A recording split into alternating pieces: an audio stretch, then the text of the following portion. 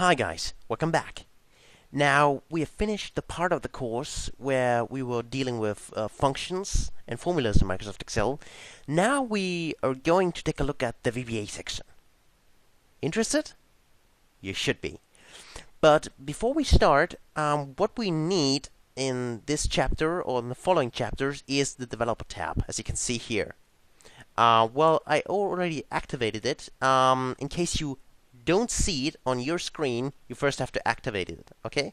So you just go to File, and you go to Options, then you click on Customize Ribbon, okay?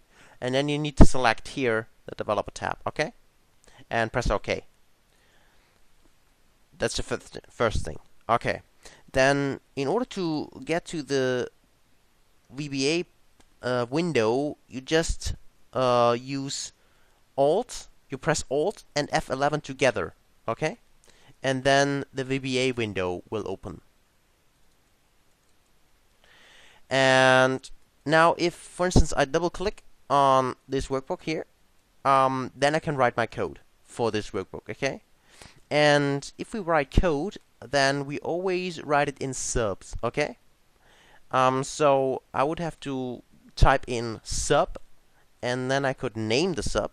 So, for instance, first sub, okay?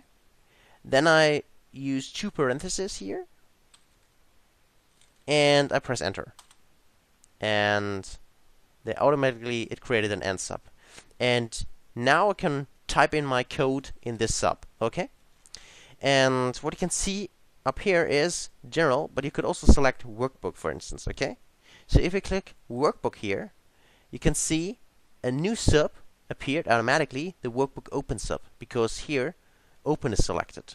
And there's also a workbook sheet change, so what should happen if the sheet is changed, or a workbook close event also exists.